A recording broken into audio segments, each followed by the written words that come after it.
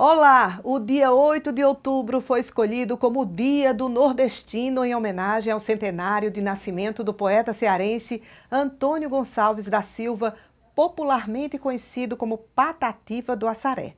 Essa data homenageia a cultura nordestina e a diversidade folclórica típica da região nordeste do Brasil. O povo nordestino é um grande tesouro da cultura nacional, um dos maiores traços da identidade do Brasil. Pensando nisso, o Câmara Aberta dessa semana vai falar sobre esse povo que é nascido em 9 estados do país, mas se espalha por todo o Brasil. Por que será que o nordestino cada vez se destaca mais? E por que ainda existe tanto preconceito em torno desses cidadãos? Quem está aqui para falar sobre esse assunto é o antropólogo e professor da UFPB, Nino Amorim. Fiquem ligados com a gente. O Câmara Aberta está só começando.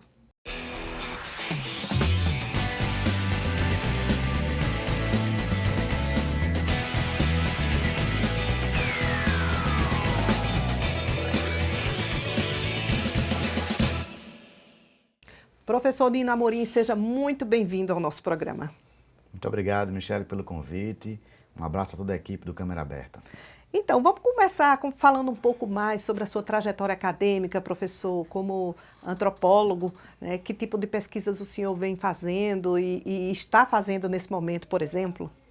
Eu fiz toda a minha formação no Nordeste, né? Eu iniciei na UFPB, continuei na Federal do Ceará e fiz doutorado na Federal de Pernambuco. E aí, nesses trabalhos todos, eu estudei os cocos no Ceará, estudei a cachaça no Brasil, né? O consumo, produção, circulação de cachaça no Brasil. E atualmente eu estou trabalhando com o forró, estou estudando as transformações na dança do forró, as novas formas de fazer forró, as formas anteriores, forró de pife, forró de rabeca. Eu estou estudando por enquanto, essa pesquisa sobre forró. Olha aí, forró, cachaça, coco, tudo muito nordestino. Mas assim, eu queria começar a falar sobre o Nordeste, sobre o nordestino, é uma coisa muito vasta, muito ampla, é claro, e eu queria começar falando sobre a força do Nordeste, do nordestino, né? Lá atrás, Euclides da Cunha, grande escritor conhecido nacionalmente, disse a famosa frase: o sertanejo é, antes de tudo, um forte. Ela foi baseada numa percepção, ainda que tardia, né, dele enquanto jornalista que acompanhou ali no final da Guerra de Canudos. Fala um pouco sobre essa questão desse contexto histórico, professor, e dessa força do nordestino que é até hoje conhecida e propagada. Pois bem, do ponto de vista histórico, o Nordeste é uma invenção do século XX, né? O Brasil, até 1808, com a chegada da corte portuguesa, que veio fugida para cá, né, da invasão de Napoleão, até 1808 o Brasil era, sobretudo no Pernambuco, que era a fonte econômica, né, incluía Paraíba, Alagoas, a Bahia. Isso era o Brasil, não era Nordeste, isso era Brasil. Com a chegada da corte, a gestão, né, da coroa, ela levou toda a administração da colônia para Rio de Janeiro, que era uma vilazinha de nada. São Paulo era uma vilazinha de nada. Pescadores, era insignificante do ponto de vista econômico, político, mas a partir do século XIX eles passam a ter uma força. Dominava aqui no Nordeste a cana-de-açúcar, portanto todo o dinheiro da colônia vinha da produção da cana-de-açúcar, e isso no século XIX é que isso vai virar, e eles começam a inventar o Brasil lá. Quando eles começam a inventar o Brasil lá, a gente vira norte, não Nordeste. No século XIX nós éramos o norte do país. O Nordeste é uma invenção já com a criação da SUDEM, né?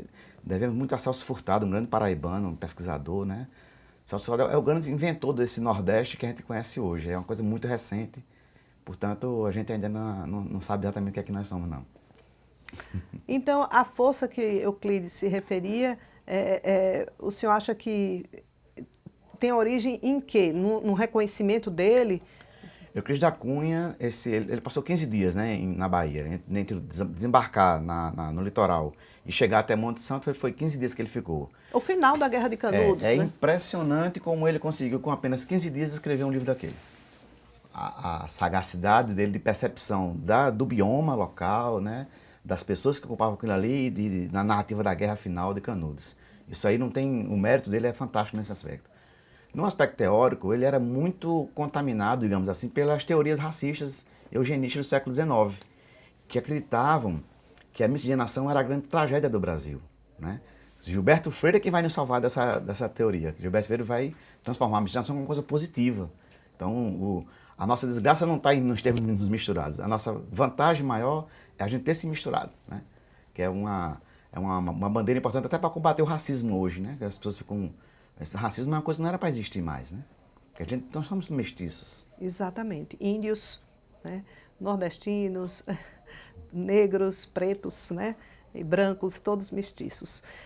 Professor, que características o senhor acha que o nordestino ele adquiriu a partir desse convívio que nós sempre tivemos com a seca aqui na região Nordeste, né?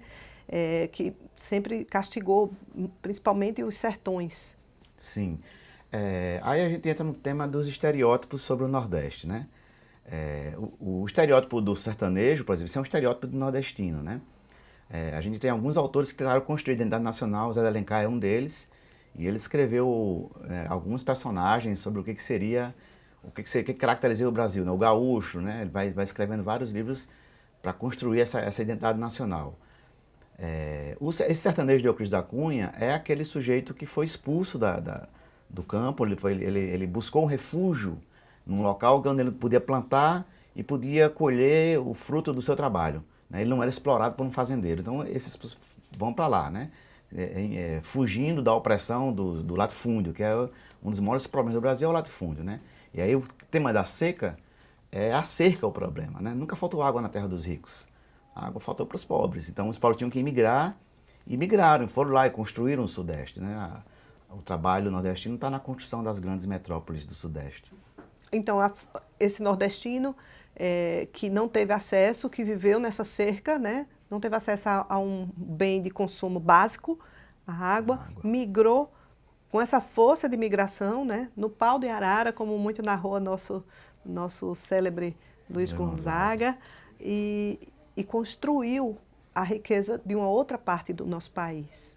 E também a gente tem o Nordeste, que é o Nordeste do litoral, né? Que é um bioma completamente diferente do bioma da seca, que é uma terra riquíssima, zona da mata. A gente tem aqui todinho, a Mata Atlântica, ela vem lá do Sudeste e vem até aqui perto de Pipa, no Rio Grande do Norte, né? Então a gente tem um bioma riquíssimo. Parte desse bioma foi destruído por conta da monocultura da cana-de-açúcar, mas ainda, pelo menos na Paraíba, a gente tem muito ainda zona da mata, mantemos essa biodiversidade. Como o senhor vê o preconceito, né, contra o povo nordestino? Ele nasceu dentro da elite intelectual do nosso país, né? Por que isso ainda resiste? Todo o preconceito ele é fundado numa questão muito concreta. É uma disputa por recursos e por prestígios. Se os recursos e os prestígios eles são escassos, então as elites vão criar critérios de dizer quem vai acessar esses recursos, quem vai acessar esse prestígio. Parte desses critérios são os preconceitos.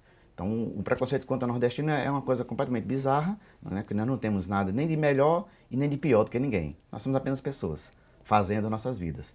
Agora, se os recursos são para poucos, então eu vou criar barreiras. Essas barreiras vai ser o que? O sotaque, a cor da pele, a orientação sexual. Eu vou criar barreiras para impedir que as pessoas acessem o recurso que é nosso, né? Isso ainda resiste, apesar de tantas barreiras já terem sido transpostas por muitos nordestinos. Sim, sim. A gente pensar toda a contribuição literária, da música, né? A gente tem o Pedro Américo, que fez o famoso quadro da Independência, é de Areia, gente. Ele trabalhou na França há muito tempo. Zé Lins do Rego. Pensei nos nossos... Na música, não tem nem o que dizer da música. A gente praticamente domina o cenário nacional, a música nordestina, feita por nordestinos. É verdade. Professor, em quais campos o preconceito ainda é mais resistente? Fala um pouco mais sobre esses estereótipos que nós enfrentamos como nordestinos, historicamente e até hoje.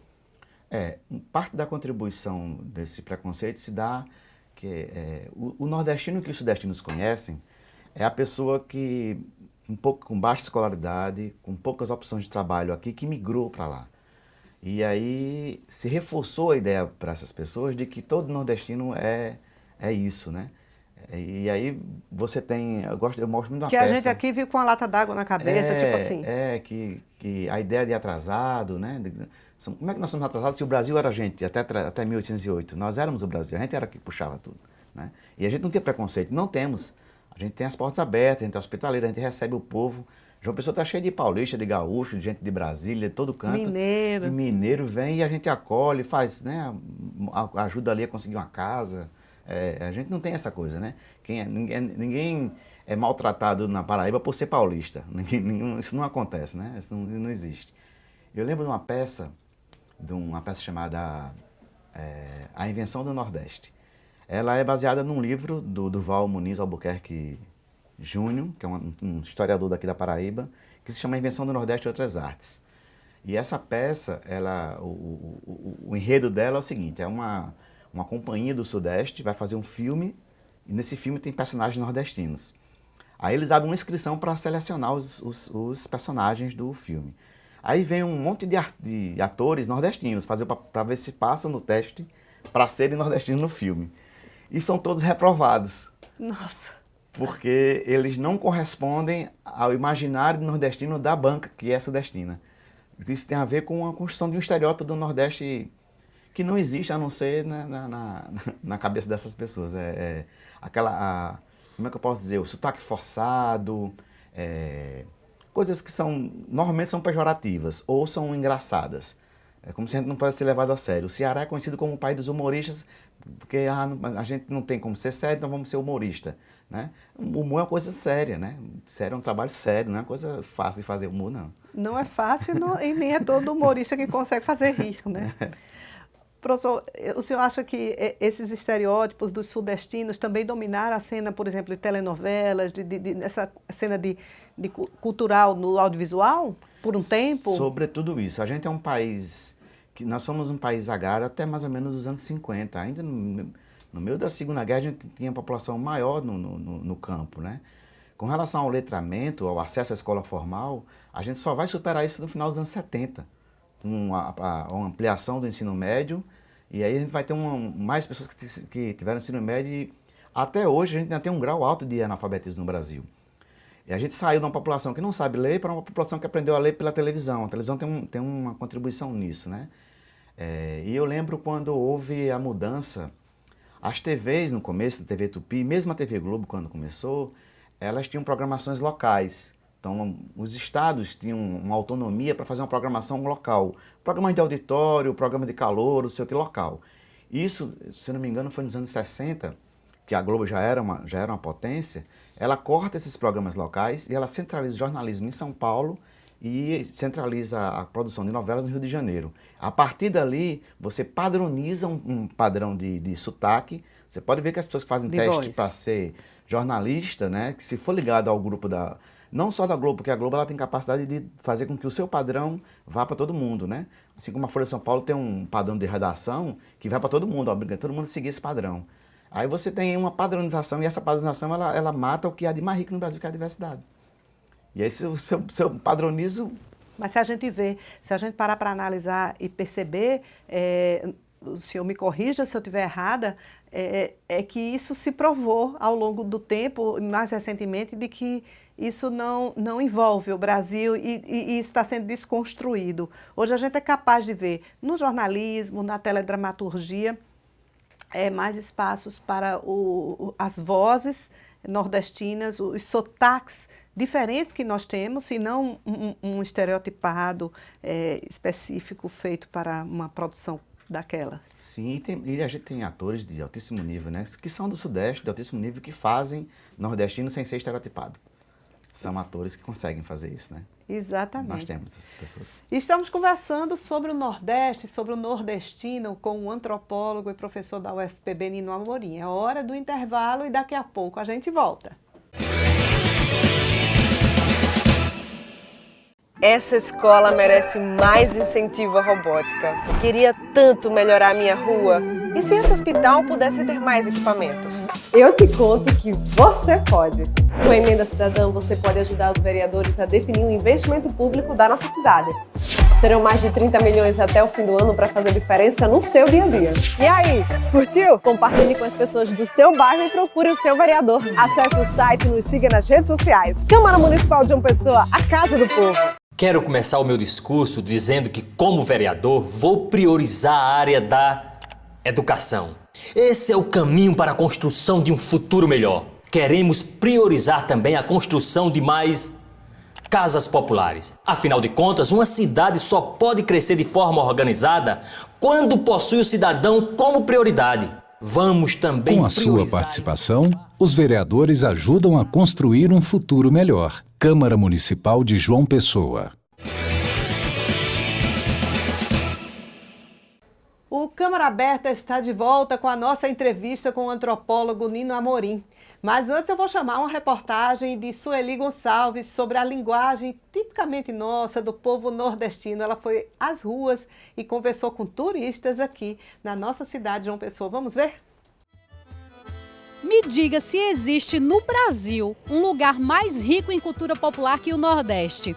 Pois é, a gente é conhecido por nossas belezas, mas principalmente pela nossa música, pelo povo, pela culinária. É uma ruma de coisa.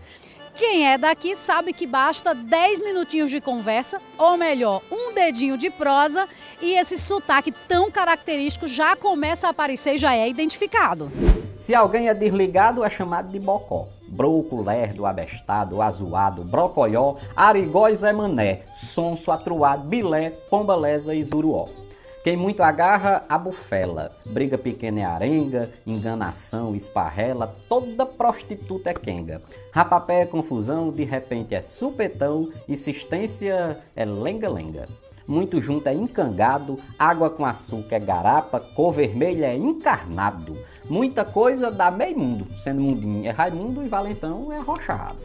Bem, começando pelo nosso oxente, que muitas vezes se resume ao oxe, para expressar uma situação de espanto, nós viemos aqui para as ruas para ouvir as pessoas que não são daqui, fazer elas traduzirem essas palavras que são tão conhecidas nossas. Gente, tá tudo bem? Isso eu digo que uma pessoa é enrolão. Pessoa de trapaceira. E o seu cangote? A senhora entende o que é o cangote? Cangote? Sim. Pescoço? Isso, muito bem. E se eu digo que alguém está mangando? Mangando. É isso aí que me atrapalha também. O que eu conheço, você está tirando sarro de mim, é isso? E se eu digo tá com uma molesta? A senhora entenderia essa expressão? É alguma doença, alguma coisa? Cabra, cabra, tá com moléstia. E se eu chego assim e digo, a senhora tá só aí, só engolobando o outro? Ai, esse termo já não conheço. Se eu chegar para você dizendo que eu tô arretada, o que é que você vai entender com isso? Você tá brava. E se eu digo que eu sou avexada? Tímida. Chegou perto. Eu estou falando que eu sou uma pessoa ligeira, agoniada. Que eu quero coisas ali. Se eu digo que alguém está só fazendo pantim, você ia entender? Não faço a mínima ideia do que seja. É tipo um drama. Pessoa dramática. Tá cheia de pantim. E lá no Rio a gente fala que tá fazendo charme. E se eu digo, olha, tá só no migué? Não, isso eu não sei. Vamos só mais uma. Tá com a molesta dos cachorros. Nossa senhora, isso não é muito feio. Não sei o que é isso, não sei o que significa essa palavra. Se eu chego aqui pra você e digo que alguém é buliçoso, você já vai entender o que é? Bully o quê? Buliçoso. Não, essa eu não ouvi ainda. Buliçoso é alguém que fica mexendo assim nas coisas demais, em excesso. Buliçoso? É bom pra eu ir aprendendo, pra eu poder falar pras pessoas. Perfeito. E se eu digo que alguém está com pantim? Tô tentando ver se vinha alguma coisa na cabeça. Pantim é alguém que tá ali só fazendo drama. Tem alguma palavra aqui do Nordeste que você, assim, se surpreendeu ao descobrir o que era? Ou algo que você já ouviu tanto que já sabe o que é? Pelejando. Eu tô pelejando. Enfim. Sabe o que é a peleja? Sim, é que tá sofrendo, tá doendo, ou tá difícil de conseguir alguma coisa, então diz assim, eu tô pelejando. Se eu chego que eu digo que eu tô amufinada, você vai entender esse termo? Não. Nunca nem ouviu falar? Não, nem suspeito que seja. Significa que eu tô ali, quietinha, alguma preocupação. Enfim, eu tô preocupada com algo, então eu fiquei mufininha ali, então eu tô amofinada. Se eu digo a você que eu tô dando São Miguel, e aí? São Miguel? Já ouviu essa palavra antes? Eu ouvi der migué, que em São Paulo é uma gíria que usam, que é se safar, assim, levar vantagem, algo parecido com isso. Chegou perto, porque quando eu tô dando um migué em alguém é porque eu tô enrolando aquela pessoa. Sim. Aperrear, encher o saco. E se eu chegasse aqui pra você e dissesse que eu tô encabulada? Você tá com vergonha. E se eu digo, tá com a molesta dos cachorros? Tá com a molesta dos cachorros? Acho que a pessoa tá mal, algo assim. É espanto. Eu olhei pra uma coisa e falei, tá com a molesta dos cachorros, é isso tudo? Bom. Se eu disser que eu tô dando migué, e aí? Você tá dando um miguezinho, você tá passando um pano lá, você tá se safando de algo. Ou seja, ele é quase um nordestino, né?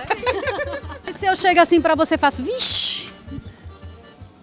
Aí acho que é meio universal, acho que tem alguma coisa acontecendo aí, alguma coisa errada acontecendo. Tem alguma palavra assim que você já tenha aprendido aqui que achou curiosa? Então pronto. E o vice, né? Vice, no final das palavras, que isso a gente não tem lá em São Paulo. Finaliza sempre, tão pronto, vice? Tão pronto, vice? Já posso falar que sou daqui? Está chegando perto, mais umas 3 aulinhas e tudo certo já. Tá minha meta. Existe uma infinidade de outras expressões no vocabulário desse povo que é e foi tão importante para esse país. A riqueza das expressões e da cultura são tão grandes que não cabem nesta matéria, mas cabem em uma única palavra: orgulho. Orgulho de ser nordestino.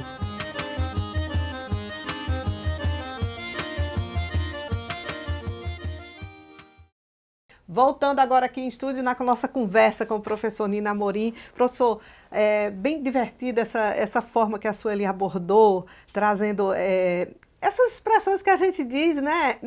Né? Entendesse? A gente entendesse. Pronto, fala um pouquinho sobre isso, que é tão característico nosso. Às vezes é motivo de zoação lá fora, mas é muito da nossa cultura isso, né? No contexto atual é bonitinho agora, né? A gente agora viramos bonitinho. Era feio, era atrasado, hoje nós somos bonitinhos. O nordestino está na moda. O sotaque é sempre do outro, né? Eu descobri que eu tinha sotaque quando eu saí da Paraíba, que eu fui morar em Belém. Eu morei 11 anos no norte. Morei em Belém, morei em Rondônia. E lá em Belém eu era cearense. Ninguém sabia que eu era da Paraíba, porque para eles todo mundo falava tia, tio, é cearense. E depois em Rondônia, do mesmo jeito, achava que eu era cearense também. Eu morei em Fortaleza e o pessoal em Fortaleza achava que eu era do Cariri, que eu era do Crato ou de Juazeiro, porque em Fortaleza eles falam tia, bom dia. O pernambucano ele dá uma puxada no S que às vezes se assemelha com o carioca, mas os cariocas acham super diferente. Mas né? não é no D e no T, é no esquerda, de extremo, né? Que a gente tem um pouco disso aqui na Paraíba também nós temos. O sotaque é sempre do outro, isso aqui é o interessante, é sempre do outro. Tem uma história... E tem vários sotaques no Nordeste, vamos combinar, né? Tem uma história de uma amiga que ela noivou com um rapaz em Minas Gerais. Ela é lá de Rondônia, noivou com um rapaz em Minas Gerais. E aí, ela é advogada e tal, a família queria conhecer a noiva, né? Aí ela foi para Minas Gerais, chegou lá, uma família enorme, uma mesa enorme, e tinha lá uma avó do noivo que ficou esperando chegar a Índia, né? E essa minha amiga ela é branca, né? Aí não chegou a Índia, né, de Rondônia, chegou uma moça branca. E ela ficou olhando, ouvindo a conversa, e tome comida, toma um cafezinho, mineiro gosta de um cafezinho, não sei o quê. Aí quando teve uma hora que ela não se aguentou, a senhorinha olhou para ela e disse, ô minha filha, vocês lá na terra de vocês têm sotaque ou vocês falam normal que nem nós? Ou seja, a gente não se percebe, né? Quem percebe é o outro. Sotaque é sempre o do outro. E denuncia de onde você é. Ou às vezes tem até um certo preconceito, porque as pessoas de fora acham que o nordestino todo tem um sotaque só. Né? Esse é um outro problema. E somos muito diferentes. Eu já estive em Teresina, no Piauí, e achei que o sotaque lá tem uma cantadinha, uma coisa diferente, assim, uma melodia diferente, uma entonação diferente de outros lugares do Nordeste. Todos nós falamos cantando. O português falado no Brasil, ele é muito cantado. Né? Agora, quem canta de um jeito, estranha o cantar do outro jeito. Mas todo mundo canta. Quer cantar mais do que o carioca falando? Os mineiros falando? Eles cantam também, a gente canta, todo mundo canta. A nossa língua é uma língua cantada, uma língua muito poética. Por que o nordestino, muitas vezes, isso aconteceu muito lá no passado, talvez ainda aconteça hoje, quando sai daqui, vai para um Rio, São Paulo, Minas, ele acaba mascarando esse sotaque, ele acaba tentando meio que imitar o sotaque do lugar onde ele está, né? Às vezes até virava motivo de piada na família quando essas pessoas voltavam, olha, fulano não passou nem 15 dias lá e voltou já chiando. Parecia um raio da M fora do ar, né? Isso. Por que isso acontece, professor? É uma tentativa de diminuir o preconceito, às vezes até a discriminação? Isso acontece por parte de pessoas ignorantes, né? Porque as pessoas do Sudeste que estão esclarecidas não fazem esse tipo né? São as pessoas mais ignorantes, que de qualquer lugar do mundo vai ter gente ignorante que vai fazer esse tipo de julgamento equivocado em relação ao sotaque do outro, né? Eu volto na tecla da diversidade. A riqueza da língua portuguesa falada no Brasil está na diversidade. Por isso que aquela fala que eu fiz sobre a padronização, né, da língua portuguesa pela via das novelas e dos telejornais, ela é problemática porque ela é contrária à língua que a gente fala de verdade, né? Na prática, a nossa língua é cheia de sotaque, tá todo... E a gente sabe, né? Eu consigo separar uma pessoa que fala em Recife de quem fala do sertão do Recife. Eu sei se a pessoa é de Recife ou se ela é do sertão de Pernambuco. A gente consegue diferenciar. Quem vem de fora não consegue perceber isso, né? Não. A gente percebe. Aqui no japonês, eles percebem a diferença um no outro. A gente que está de fora olhando, a gente acha que é tudo igual, né? É importante que as pessoas entendam que essa questão do sotaque está em todos os países, né? Porque os Estados Unidos, por exemplo, são vários estados e o sotaque americano ele é diferente, dependendo do estado em que as pessoas estejam. É tudo inglês, mas tem uma sonoridade diferente e eles se identificam entre si. E, por exemplo, um brasileiro que quer entender melhor o inglês, às vezes ele se atrapalha com o jeito de falar por causa do sotaque, apesar de ser tudo um inglês, né? Mas, assim, falando sobre riqueza, o senhor falou assim, nós somos, né, diversos, essa diversidade é uma riqueza muito grande na língua e em tudo mais. Somos 9 estados aqui no Nordeste. Se o senhor pudesse destacar a riqueza desse povo nesses estados, o que é que lhe chama a atenção do ponto de vista dessas identidades múltiplas que temos, típicas de cada estado? O que é que lhe chama a atenção? Olha, o que mais me chama a atenção... Aqui na Paraíba o senhor estudou cachaça, lá já estudou coco no Ceará, a forró está estudando agora aqui na Paraíba também? A culinária. Quando a gente, né, sai do lugar da gente, vai para outro lugar... O primeiro choque que a gente tem é com a comida. Porque comer o feijão todo dia no almoço, cuscuz, inhame. Por exemplo, eu sofri muito em Fortaleza, não tinha inhame. Assim, nossa, mas não tinha inhame. Com a qualidade que nós temos aqui, não. E no Conde nós temos uma produção farta de inhame, né? Aqui perto você vai encontrar aqui no litoral. Inhame macaxeira, assim, que você possa comer cozida, como a gente come aqui, é só em algumas regiões do Ceará que você encontra. E não é à toa que a macaxeira que eles comem é frita, porque a macaxeira não cozinha como a nossa. Não fica aquela macaxeira manteiguinha. Ai, que delícia. Não fica aquela macaxeira manteiguinha. E aí você encontra um prato que é a macaxeira frita, que é muito comum, né, em Fortaleza, e eu não entendia por que fazia frita. Depois eu entendi, porque ela não cozinha. Ela não cozinha como a nossa. Então, para comer cozida não dá certo. Aí você frita, porque aí você salva a macaxeira. Essa é uma das coisas. A comida na Bahia. Você vai na Bahia, o sertão da Bahia tem uma comida maravilhosa. Tem uma influência também da África lá na Bahia, né? Temperos, enfim. Sofreu influências também, né? Diversas, não? A gente tem África no Brasil todo. Todo canto do Brasil tem África. A Paraíba também tem muita África aqui. Tem muita coisa que veio com os povos escravizados. Eles tiveram que... Temos comunidades quilombolas, né? Eles tiveram que adaptar uma série de comida, de planta. A gente também tem cultura indígena também permeando esse Nordeste todo, né? Sim, nossos índios estão aí, né? Tabajara, Potiguara. A gente tem uma série de coisas que foi uma herança a própria domesticação das plantas, a mandioca, né? Tem vários tipos de mandioca na América Latina e algumas delas foram domesticadas. Foram os índios que fizeram isso. São quase 20 mil anos de ocupação do território. E eles domesticaram, fizeram estradas, eles cuidaram, fizeram rede, fizeram um monte de coisa.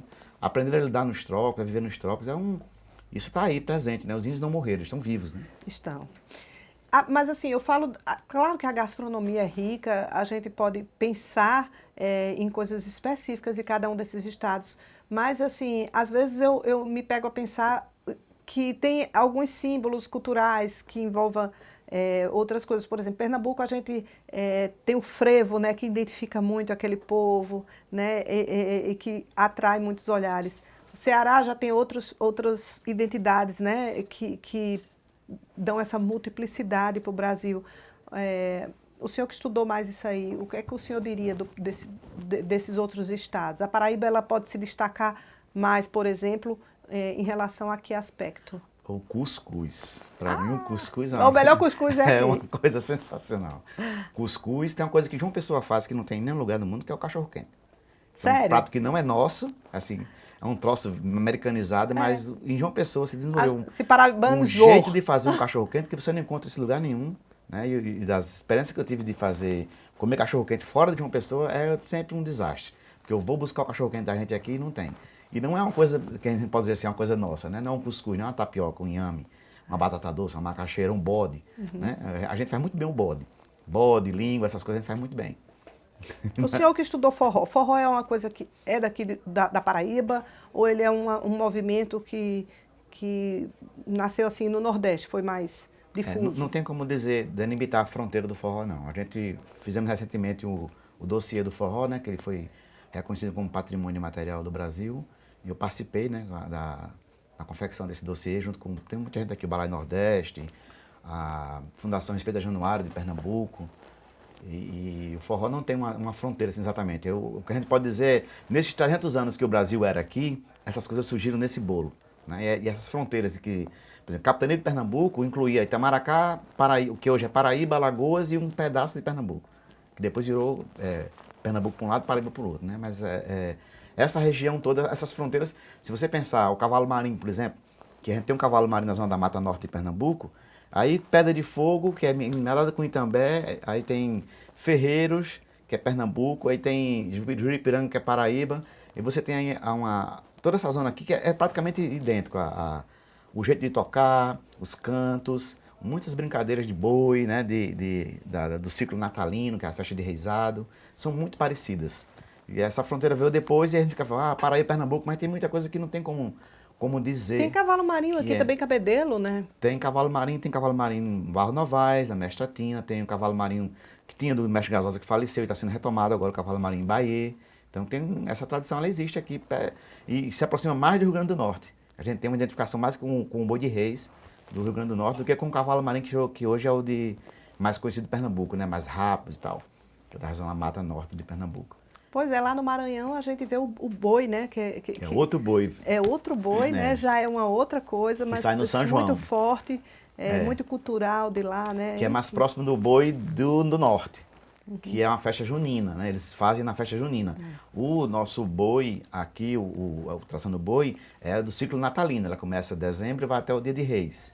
Né? E a gente tem também o boizinho, que é uma outra tradição de boizinho, que sai no carnaval, na quarta-feira de cinza. Isso aí já é uma coisa mais de Olinda. Professor, que grandes personalidades a gente pode, o senhor lembra, o senhor já falou isso um pouco no primeiro bloco, mas que grandes personalidades o Nordeste traz e deixa como legado, não só para o Brasil, mas para o mundo todo, porque é importante que a gente relembre essas pessoas que elas já deixaram e vêm deixando contribuições para o crescimento aí de várias áreas de pensamento. Na música, sem dúvida, Moacir Santos, Capiba, Jackson, Sivuca, Jackson do Pandeiro, esses já foram, né? Os que já foram, né? Tem outros que estão vivos. Nas artes, você tem o Pedro Américo, tem no teatro, né? A gente tem muita gente do teatro que está vivo agora. O Teatro Paraibano é um teatro reconhecido internacionalmente, é um teatro de muita qualidade. Na política, a gente tem também, né? Algumas pessoas influentes. O Brasil deve muito ao povo nordestino. E Celso Furtado, que você já Ariano Suassuna. Ariano Suassuna, né? Que muitas vezes é confundido com pernambucano, mas é paraibano. Você falou do frevo de Pernambuco, mas o frevo é uma coisa da Paraíba, né? Surge na Paraíba. O Capiba, um grande compositor. Maracatu também não, o maracatu é de lá. Tem maracatu aqui também, mas o Jackson Pandeiro foi que alterou o ritmo do frevo. Esse frevo mais rápido é uma consequência de Jackson, né? O frevo era mais lento. Jackson era o rei do ritmo, né? Então ele misturou tudo assim, trouxe No, Nossa, livro do, impressionante. no livro do Fernando tem que é a biografia de Jackson Pandeiro, tem uma foto de um trio elétrico com Jackson nos anos 40, aqui em João Pessoa. Que é muito antes do trio elétrico famoso da Bahia, muito antes da coisa do frevo lá, o Jackson estava fazendo já esse movimento aqui. Professor, eu vou me lembrar agora do final da reportagem da Sueli, quando ela falou do orgulho de ser nordestino. A gente mora numa cidade do litoral, vamos falar aqui de João Pessoa, né? Mas moramos onde as pessoas de outros estados muitas vezes vêm passar férias. Temos muitas riquezas também no nosso interior. Temos delícias incomparáveis, como já foi citado aqui, né? Muita história, cultura, diversidade. O senhor acredita que falta mais o povo se aperceber, se apoderar-se, né, dessa sua identidade, desse orgulho de ser nordestino? Eu lamento muito uma pessoa que não reconhece a importância que ela tem, né? Seja lá onde ela nasceu. É um problema, né? Se ela não reconhece a importância que ela tem no mundo, já precisa ser trabalhado isso. Todo mundo tem que aprender a se valorizar como pessoa e como um agente social de transformação do mundo, né? A gente vem para o mundo para contribuir para o mundo, eu entendo isso. E nesse sentido, o povo nordestino, ele contribui já, nesses 500 anos aí, a gente contribui para a construção do país. A gente tem um papel muito importante nisso. Tem que ter muito orgulho, sim. A gente tem que ter orgulho disso, sim, com certeza. Professor Nina Amorim, muito obrigada pela sua presença, sua participação aqui nesse nosso programa Câmara Aberta. Obrigado, Michele. E para você que está assistindo, a gente fica por aqui, mas o nosso programa vai estar sendo exibido ao longo da semana. Na próxima terça-feira, a gente volta com um novo assunto aqui no nosso Câmara Aberta. Até lá!